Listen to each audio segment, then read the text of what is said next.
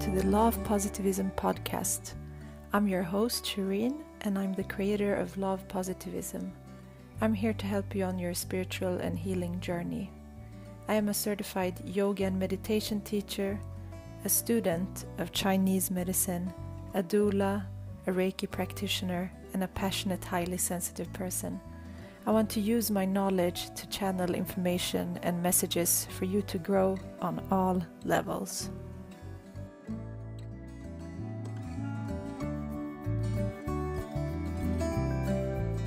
Hi, and welcome to the 18th episode of this podcast. I'm so grateful that you're here, and today I am going to share an episode which is so dear to my heart, and it's all about astrology, the goddess, and everything that I love. So I have the amazing astrologer Aepril Schaile with me from April's Arcana, and she is just sharing so much wisdom, and we talk about everything around astrology, but also tap into the different aspects of the goddess, and especially Goddess Lilith, and how she turns up in our astrology.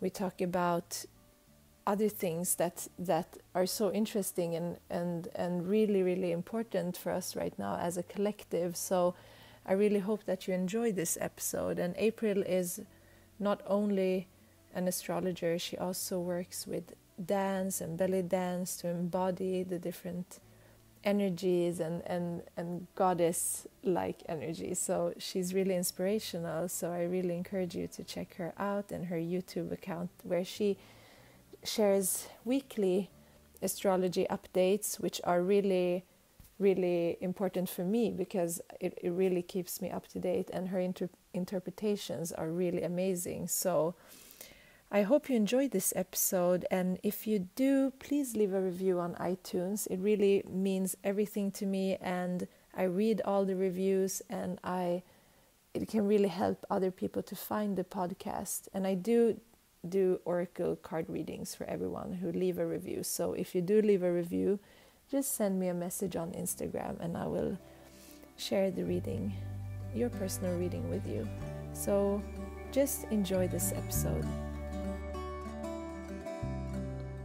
Hi, Aepril. Hi, Shireen. How are you? Hi. Welcome to the podcast. Thank you. It's a pleasure to be here. I'm so excited. I'm a super big fan of yours, and I'm really happy to connect with you. Well, the feeling's mutual. I'm a big fan of yours as well. Thank you so much. Of your soothing, feminine voice. It's so beautiful. And I love it. Thank you so much. I'm so excited, and I always ask the question, how do you stay mindful and present? Well, I have a few methods that I use to stay mindful and present. And one of those methods happens to be my dog, who's here with me right now. His name is Gwydion. Which is a name that comes out of the Mabinogion, the Welsh astrological big book. And so he's quite a trickster, and his presence in my life really keeps me mindful. He's a very present tense kind of guy, whereas I might race ahead. He is about what's happening now. He doesn't hold grudges. He doesn't think about the past as much. You know, he's very much about now, and he's just so beautiful to me that just my focusing on him makes me feel much more mindful of what I'm doing, what I'm thinking, and where I'm wanting to be. But also dance, belly dance is a way I stay mindful, in that I take care of my body and I'm in my body that way. And then meditation and just breathing is a great way to stay mindful and grounded and in the present tense. That's beautiful. And I've seen your dog, and he's very cute. So I've seen him on Instagram, and yeah, it's beautiful. And we do have a lot of things in common. Actually, I've been also for many years been dancing and also belly dance and many different things. So, and astrology is also a common thing, and that's how I found you. I found you on your beautiful YouTube account with all these reports, and I always look forward to the reports that you publish every week. So it's really guiding and it's beautiful, and also we have the goddess in common. So there's so much amazing stuff to talk about, and I just want you to maybe start talking a little bit about yourself and your background and how you got into what you're doing right now. Sure. And so how I got into what I'm doing right now, I feel first with astrology. Let me start with astrology. I have to say, I don't feel like astrology was any kind of learning curve for me. It wasn't hard for me to learn, and that's not because I'm so brilliant. It's because I feel that I came into this incarnation with astrology already, that it was part of, like, my soul came in with it, that I'd been an astrologer before, because it sort of just, I want to say fell into my lap, or it just sort of happened pretty organically. I didn't make a study out of it per se. Whereas other kinds of disciplines, particularly magical disciplines, but other things I've had to spend more time with, and astrology really was just so easy for me. And I learned astrology, and this is kind of sinister, and but I learned astrology because I had a love interest, and I really wanted to know about him. So I had a friend who had already been doing astrology, and she was like, "Oh, well, let's look at his chart." And I just thought this was amazing, that we could like peer into someone's psyche this way, find out who is this person, as of course astrology works, and so you can do that. So of course, as I've matured, I've become much more mindful of that, and much more respectful of people's privacy and that, because you really can just look right into it and see someone's life story and the map of their soul, their psyche, and their map for this lifetime. So that, and then belly dance. I remember seeing a woman who became my first teacher, Alia Tabit, and saw her at a restaurant, and I think this was the order of things. It's hard for me to remember, but I saw her dancing, and she had this wonderful, mesmerizing and inspiring mix of erotic power and self-possession. And I feel that I was raised to think that those two things were somehow mutually exclusive, that women who are overtly erotic in some way are people who society will disrespect, or that you're somehow presenting yourself in a way that lines you up for disrespect.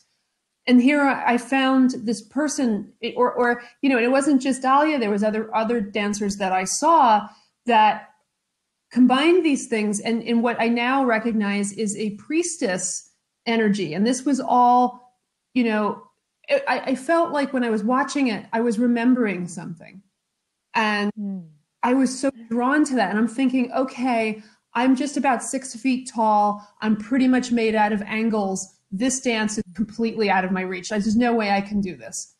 And I went to her classes, and it took me a while. Unlike astrology, this took me a while, but I learned. And now, of course, it's part of my physical being and my emotional and spiritual being to dance. There's not a day that goes by that I don't dance, because I need to do it. So it was this, I now understand what I was looking at much better than I did at the time. I just knew I could feel it in my every fiber of my being, that this was something that I needed to know more about, and I needed to experience for myself. It was some sort of connection to something that was part of my calling.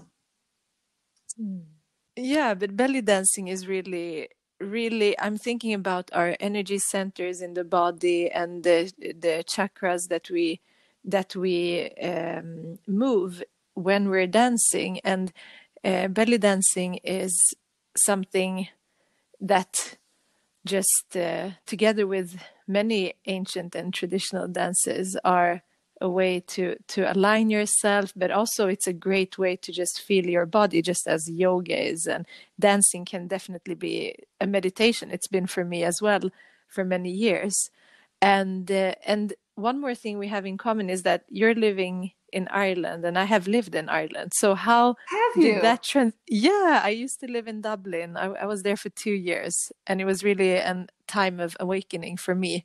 So it was really, really hard and dark, but it was very, Yeah. very, yeah, it was awakening. It was really important for my path. So it's, yeah, we have that in common. How did you Wow. make the transition from US to Ireland? Well, I fell in love. Okay. I'm here. I'm here for love. I am here with my now husband. Congratulations. I Thank know you you. just got married. We Yeah. did. Yeah, we did. So we got married in Iceland, which is an Wow. amazing place full of magic. Yeah. So we had a like epic trip to Iceland. It was fantastic. So yeah, I came to Ireland through David, and but I have been here before, and I always had this feeling that I would live here someday. And I came here a long time ago when I was younger, and was here for just a week, and I loved it. And then life happened. I went back to the United States, lived my life, and then this came around as sort of this fated thing to find. But first of all, in the United States, he lives here. There was no real reason, you know what I mean, that our paths crossed, and here we are. So, and Ireland is also as England is very mystical, and there's so much like traditions in magic and in all of these things that we practice. So it's, I think many of us are drawn to these places as well. Yeah, absolutely. It's the land just emanates this magic. I mean, I think that that's true almost anywhere you go. You can communicate with land, and there's going to be magic.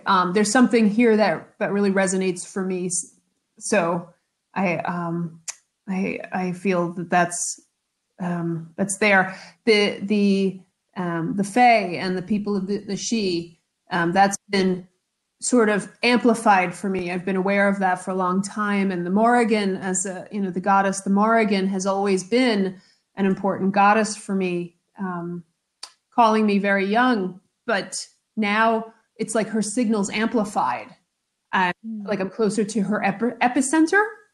So my conversations with her have become really extraordinary, and almost like if I were listening to the radio station, the Morrigan, and trying to listen to that in the United States, where she is. I mean, so many Irish people came over, including my ancestors. She was carried over there. But coming here, again, to her epicenter, it's like that radio station has gotten so much louder and clearer. Yeah, I can see that. And yeah, so many interesting topics. And when you are talking about astrology, I feel like it's like you said, it's like an inner wisdom that you have, because you interpret it in your way. So it really resonates with me as well. And you also, you incorporate the goddess in the astrology a lot. I would like you to just share how your work is with astrology and how you merge these different aspects together. Sure. Well, I have to the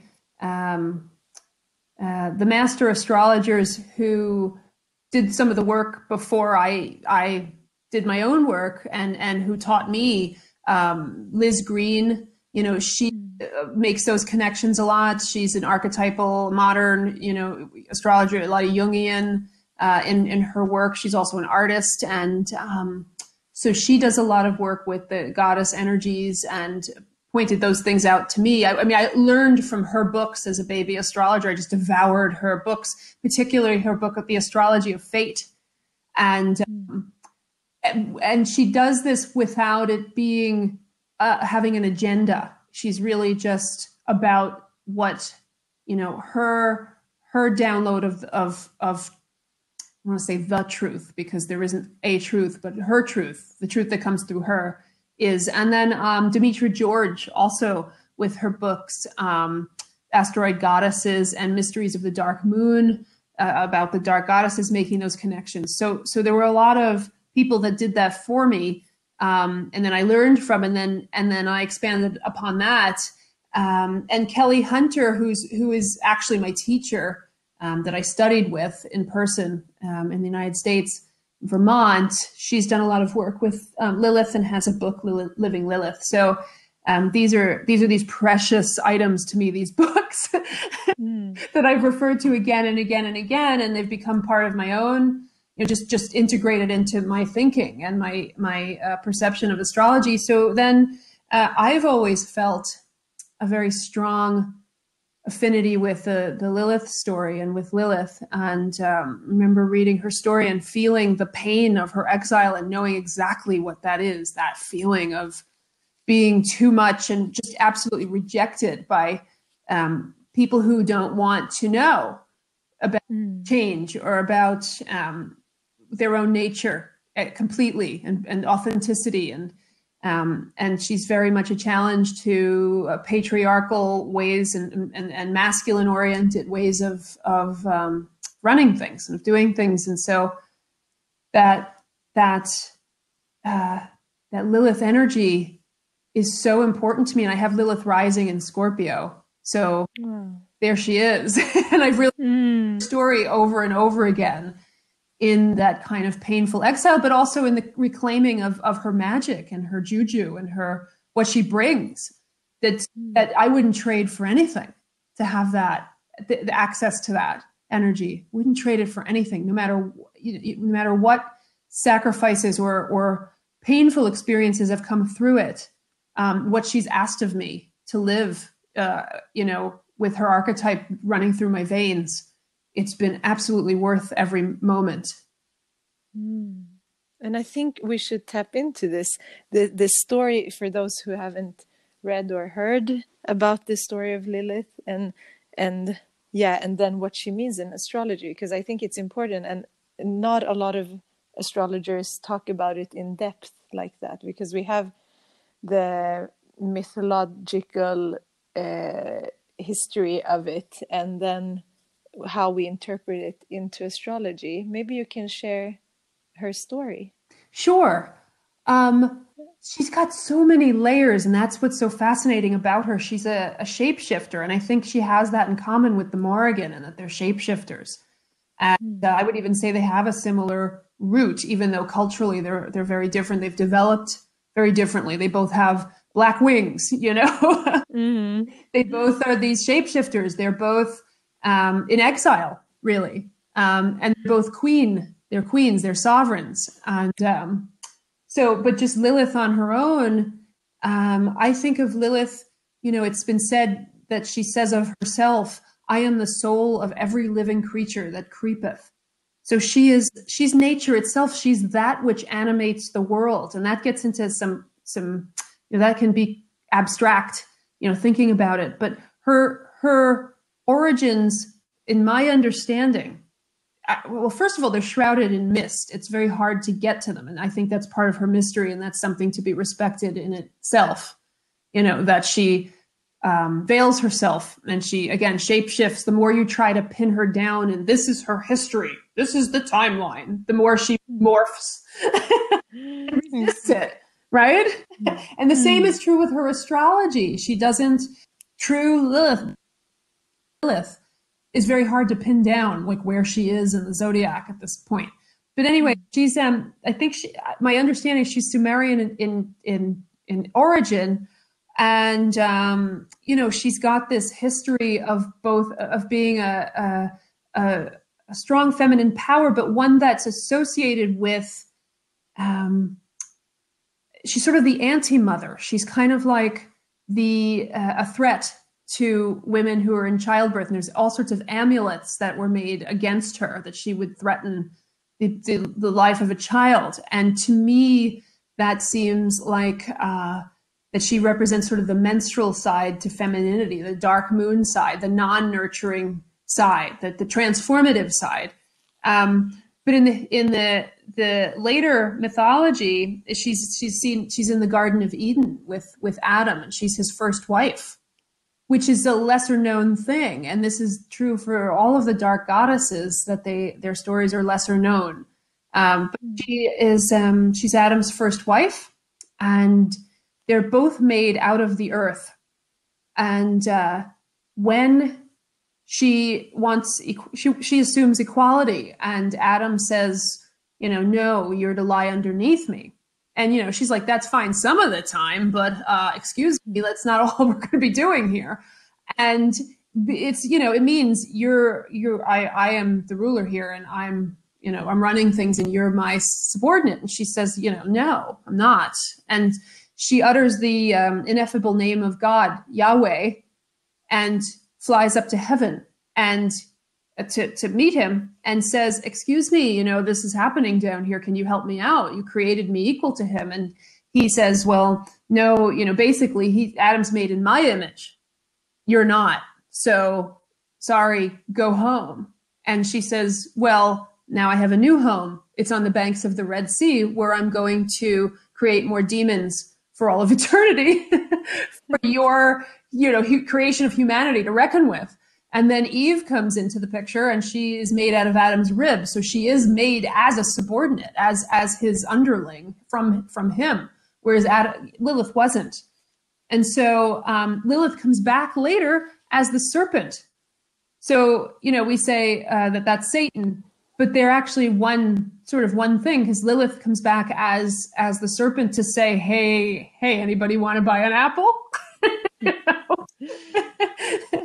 And Eve's like, she feels that same maybe feeling that we all feel when we recognize the divine feminine someplace when it's been shrouded from us, and says, okay, I'll take it. And she takes the apple. And then we know the rest of the story with that, most of us, right? So they're exiled. They're both exiled from the garden, Adam too. And, now she's more of a goddess who I think has people sort of see her in modern life. She can be seen by some people as a feminist goddess who represents independence and self-autonomy and the ability to say no. And I think she's much more than any of these stories. I think she's so much more. In fact, I would say that she's sort of her essence is the medicine for our times, that she's kind of what we're craving with her association with Kundalini energy and the coiled serpent at the base of the spine that we can call up for enlightenment. And she again, the soul of every living creature that creepeth, she's associated with the serpent and the owl and the storm and the wind and the forest and all places desolate, that exiled place that maybe we exile parts of ourselves that way in a patriarchy. So she's bringing her home, I think, is calling that part of ourselves home, to be whole again. That's beautiful. And that's I think what we have forgotten for so many years. Also, the divine feminine has been not totally in our consciousness, like we've forgotten it. And now comes the time where we have to go within that, and there has to be some uncomfortable truths and this rise of this feminine energy, which is, I always say that when I teach yoga, is to go into that yin space, which is dark, and that's where we all came from a dark womb. So it's really important to embrace that. And as we see in old cultures, of course, the divine feminine goddess has been worshipped, because it is a mystery. Like the body and the cycles are a mystery, and I think many of us suppress that. Like if we have a womb and a female body, we have also carried a lot of pain in that from what's been. So there has been an inner suppression and an outer suppression. So when that wakes up, it's really fierce. And then we can see, like in Hinduism, if we look at Kali Ma, like we can find that same essence in her, and also the old, like Inanna, Ishtar, even here in Sweden, Freya, or Freya, I think in English, the in Norse mythology, she was, after the Viking period, she turned out to be like this goddess of fertility and love, and all of that. But before that, what I've learned here from people who practice these old shamanic Seid, it's called here in Sweden, is that she wasn't that type of goddess. She was actually very fierce, just as Lilith. So that aspect of the goddess, that face of the goddess, which is also within us, is very prominent in many cultures, but we have forgotten. Right. And we have had to be the exact opposite of that in order to be feminine, but it's not. It's just a part of the feminine. So it's beautiful, and I love how you talk. Like, it always resonates with me, everything that you say. So it's like, yeah, I'm totally there with you. And also, I actually have been also doing astrology for many years, but I haven't really dived so deep into the Lilith aspect, and I understand that it's a little bit. Like, how do you interpret the Lilith? Because there is an asteroid Lilith, but then we have the other Lilith. So how is that different? Right. So there's the asteroid Lilith, and I don't work with that quite as much because I don't find that to be quite as powerful. And then there's dark moon Lilith, but the one I work with is black moon Lilith, and it's not really a body, it's a point, and it's done mathematically in relation to the moon. So I see Lilith as, whenever I look at an astrology chart, when I do a reading for someone, I always look at where black moon Lilith is, because I think it's an archetype. She's a goddess. It's a god form that should be included in it for complete picture. And so Lilith, to me, the black moon Lilith, well, there's two of them, and I should just speak about the technical aspects of it. There's two interpretations of her, or two ways to measure where she is. There's mean black moon Lilith. I know this is a little bit complex, but I'm sure we can follow. So there's mean black moon Lilith, and then there's true black moon Lilith. And I find this really fascinating, because mean black moon Lilith is the averaged movement of Lilith, black moon Lilith in the zodiac, and it was she was averaged out to kind of smooth her movement and give it a little more control, so we could predict it more easily. But that's not her nature, right? So the true black moon Lilith, which moves a lot more erratically. But for me, that's actually more like who she is. Like, she doesn't like to follow, she doesn't like to be smoothed out. She's not interested in being domesticated quite that way. Now, I think for practical purposes, the mean black moon Lilith works, and I use it. But I've come to now read both of them when I read a chart, and I read them a little bit differently. Like, I read the true one as more of a portal into our wild feminine, the part of ourselves that has no interest in following the rules and is mainly interested in creative expression and the witchcraft current of energy, and what really moves us and turns us on in life. And then, Black Moon Lilith, both of them, I read them as a portal into the soul and into our truest, most profound essence of who we are. Like the essence that was there when you look into a baby's eyes and you see who's there prior to all the conditioning. That to me is Lilith. She's also the portal into witchcraft as a magical art and as a way of connecting to the seasons and to our bodies and to our natural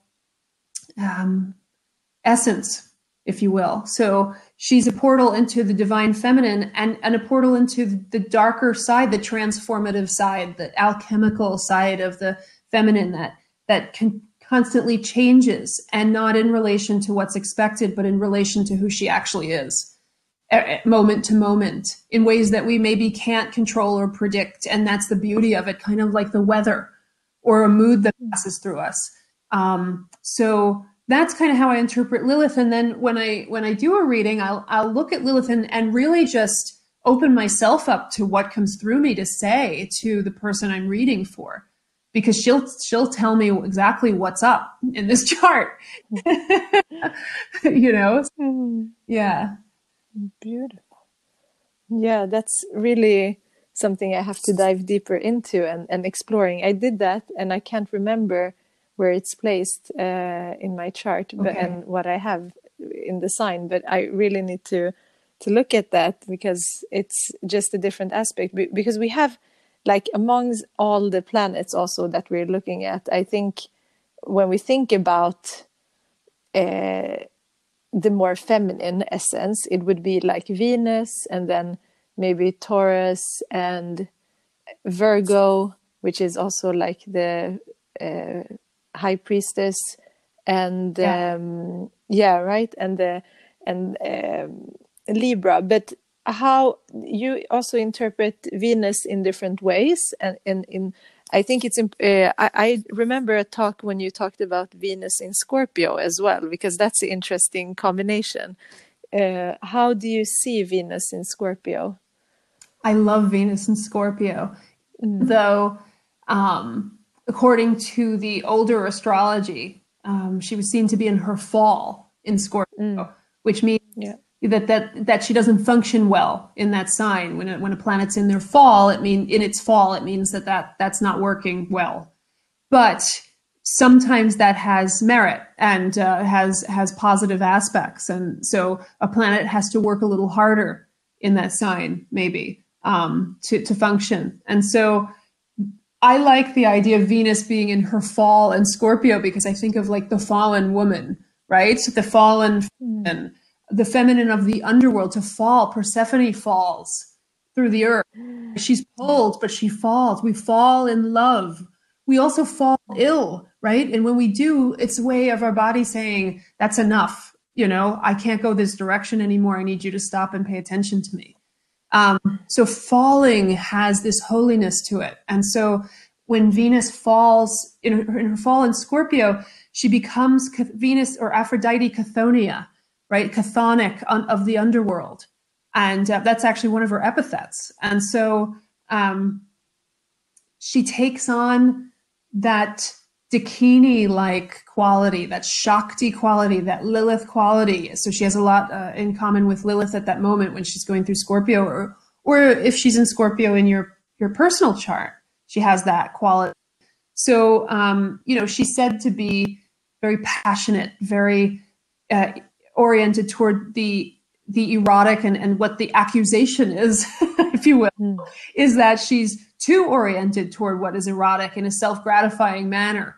But I think she really gets into the deeper scorpionic mysteries, those mysteries of the underworld, and Scorpio's ruler Pluto, the plutonic, the chthonic, the underworldy, where she accesses in Scorpio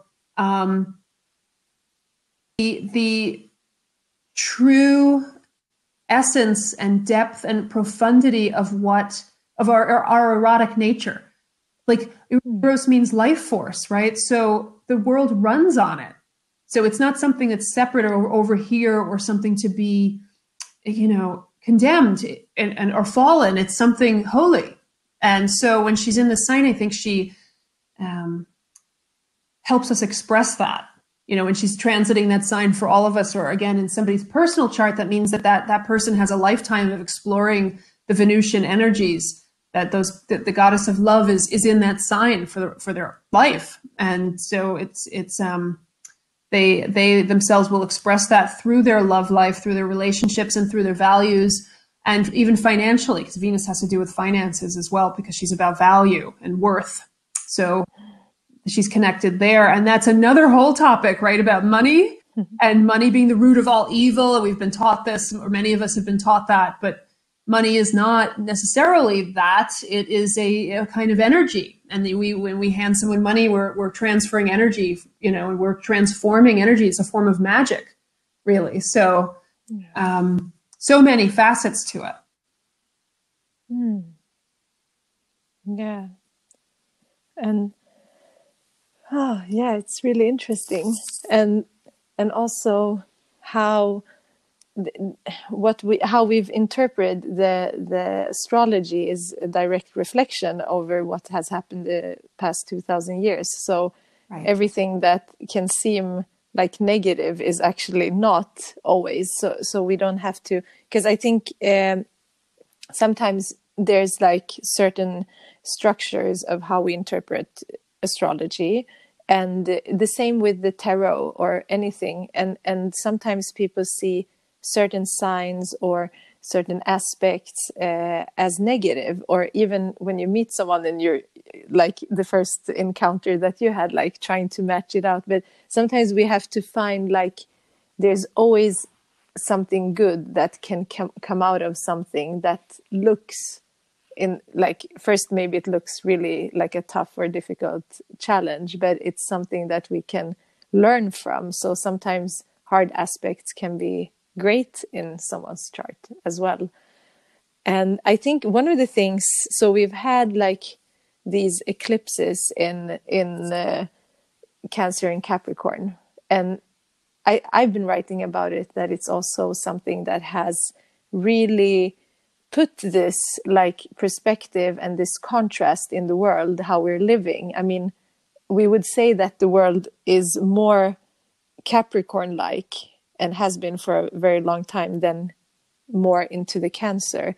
And Cancer is also the sign of the mother and all of that. So that's like really how we usually see the feminine, right? It's like the mother. Right. And just talking about these eclipse seasons that we have been to or been in, and we had this full moon lunar eclipse 3 weeks ago, which me together with a lot of people out there felt were very intense and kind of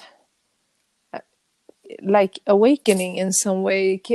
Have you felt anything like that? How did you experience the eclipse that we just had?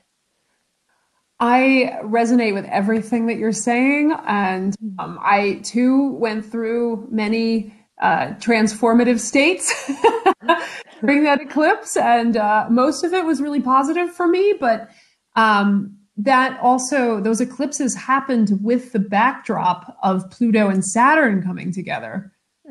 Yes. Junction, which we as astrologers have been like talking about forever, right? It's here. And then it happened, and you can really see it like on the world stage, all the different shifts that are happening, and shifts in power, and shifts in consciousness that are going along with that, and the polarization that we see on the world stage. But the eclipses, I like what you say about Capricorn and Cancer, that we've been working with the Capricorn energies, and maybe the Cancer energies haven't been as what's the word I'm looking for? Cultivated or recognized or whatever. We've been expressing those as much, right, in society. But I would even say Capricorn is so misunderstood, because Capricorn is a feminine sign. Even though it's associated with the father and Cancer with the mother in the modern astrology, Capricorn, another aspect of it anyway, is Capricorn is the sign of nature. It's an earth sign. And I think of it as the holiness of the physical, which is another thing that we've sort of in a masculine oriented or patriarchal or right hand kind of world, which the right hand's the masculine side, right? The right.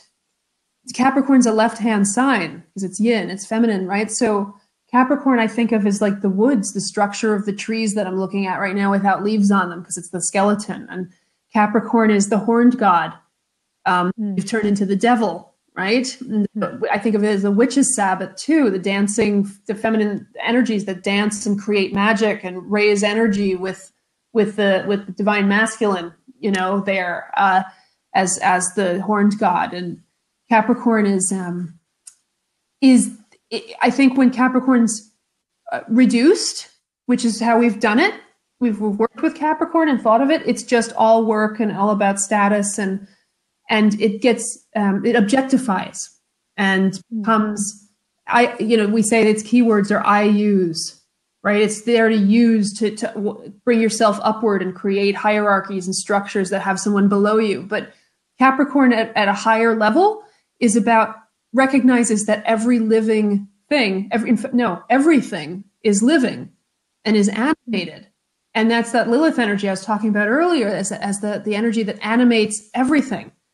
And so Capricorn at a higher state, I think, recognizes its counterpart, Cancer, the divine feminine, and the soul, that everything, the table that I have this computer on right now has a soul to it. It's animated, and science concurs with that now. We know that things are alive and moving. So that's something that I've really come to, in fact, through this whole Pluto Saturn thing and the eclipses coming up, really meditating on these energies to be able to talk about on my reports. I've come to think of Capricorn in a much deeper way than I did before, spending time with that energy, because I think the eclipse sort of demanded that. And Saturn being conjunct with Pluto is like, Pluto's all about the deeper things, right? So Saturn being Capricorn's ruler, what needed to go deeper. So maybe that's why that came through. But yeah. And it's really how you say it. It's like each sign also has different layers, and what it can go to two different extremes. And we have to recognize that all of the zodiac is within us, and it's manifested in different ways. So you're totally right with that. And I really, I can see, because you also talk about Saturn as the goddess, and not like how we see. We talk about Saturn as like the teacher, like it's a masculine planet. But I've also heard you talk about Saturn as, or am I right? Have you talked about Saturn as a goddess? Yeah, you're absolutely right. And a different aspect, and in a different way. So maybe we can also see how all planets hold. I think that's when we come to the core of everything, how everything holds both divine feminine and masculine, and that's how it's balanced. Because otherwise, if we would see all of these other planets as masculine planets and Venus the only one, it would be very, very unbalanced, actually.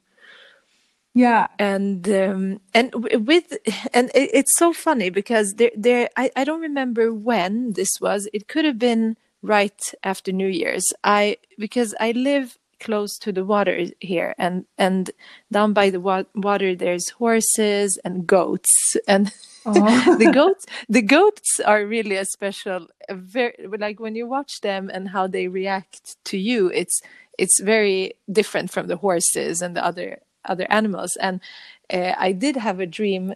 I've never dreamt about, because I really see like the dreams as these animal spirits come to us and try to teach us something. And I remember in the beginning of the year that I dreamt of a goat that was like a little bit aggressive and almost like jumping on to me, like standing on the back legs and trying to jump, and I just forced it away. And it was so interesting. It was the first time I just reflected on, because usually we think about like mystical animals like cats and all of these. They're very special too.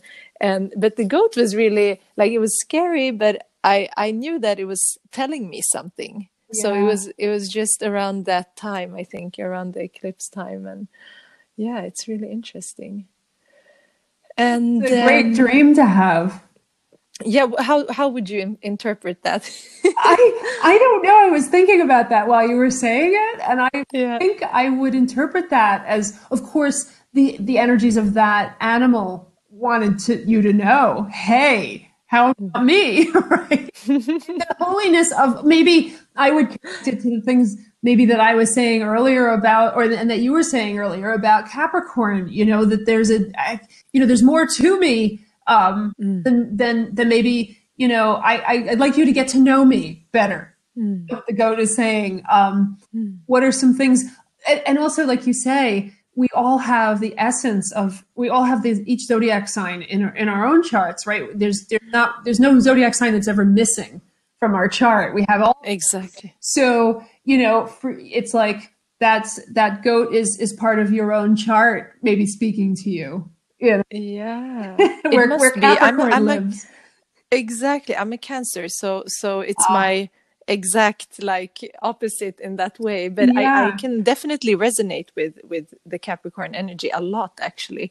And I think something that is a misconception about Cancer is that it's like a motherly, like only a receptive sign, but it is actually very a powerful sign that gets things done and creates change and wants change. So we have to see that aspect as well. And I mean, Capricorn is the sign of manifesting and being embodied in this life. So it's very important to have that earthy energy within us as well. Right.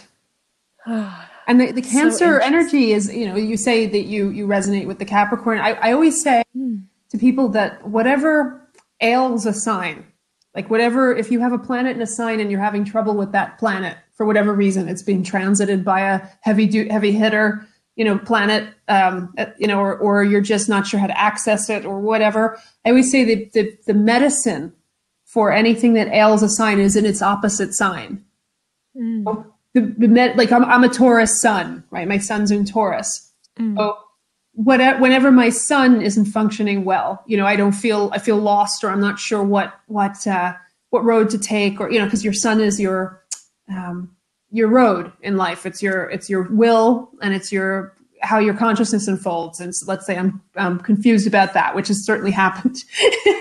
You know, it's the only thing I have on Earth, so sometimes it's hard for me to access. And I'll go to Scorpio and say, okay, well, what do I need to let go of?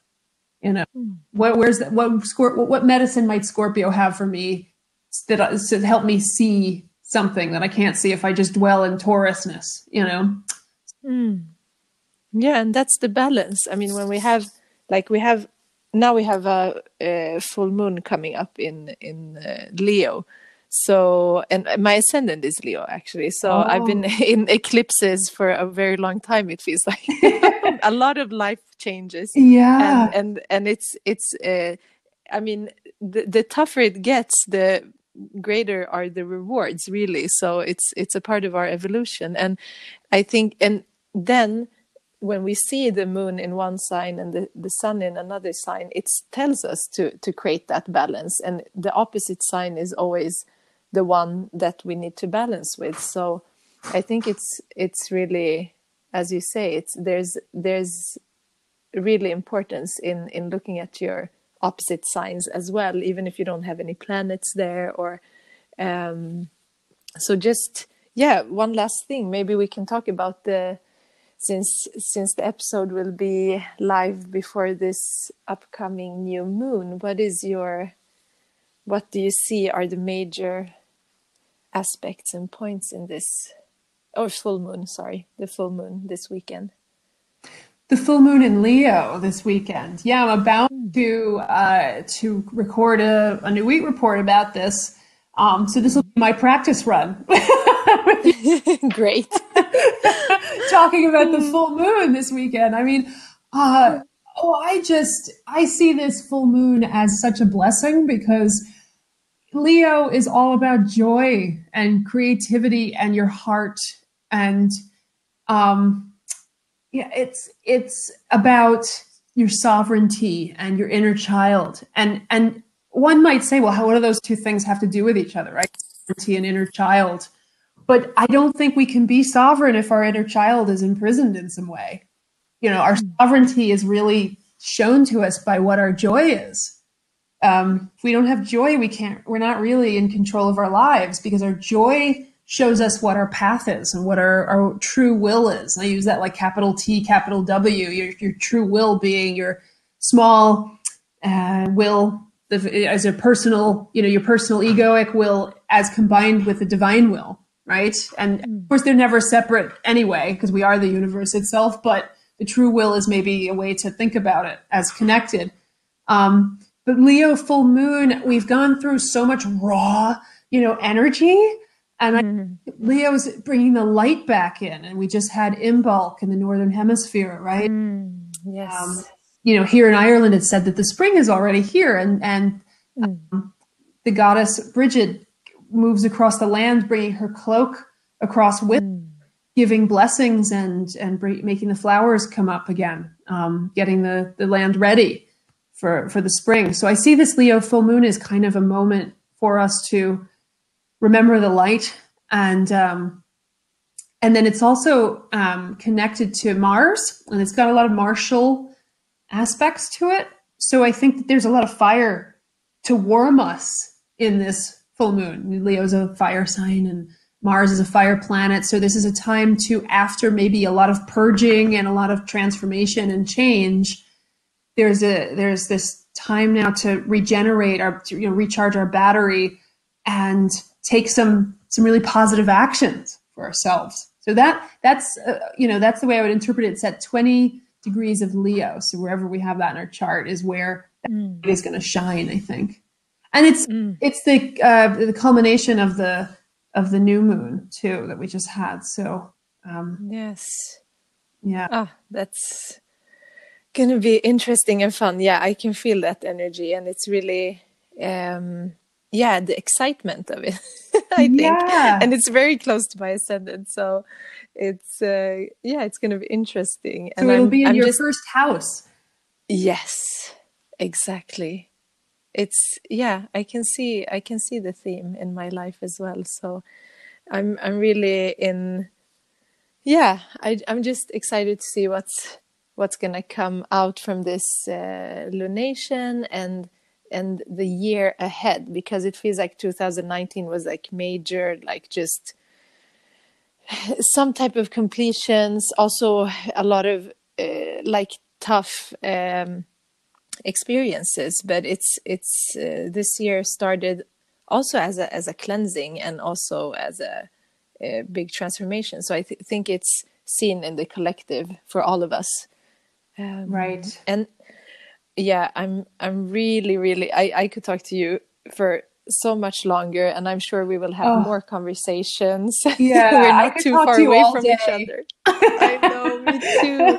And I'm really like a huge fan of yours, and I would love for people to find you and your channel. So maybe you can share how people can connect with you and find you. Sure. My website is aprilsarcana.com or aprilsastrology.com. You can use either of those to get there. And then my YouTube is YouTube April's Astrology. You can just search that and my video come up. And then also I'm on Instagram, April's Arcana. You can find me there as well with all the links to all the stuff. Yes. Those are some ways that you can find me. Yes, and I'll link everything in the show notes so people can just click themselves in for if they want to check out your reports or astrology readings and things like that. And is there any last thing you want to share before we end the call? Sure. There was just one more. My website, aprilschaile.com, of course, is where a lot of my performance art and belly dance too. So, so that's another one.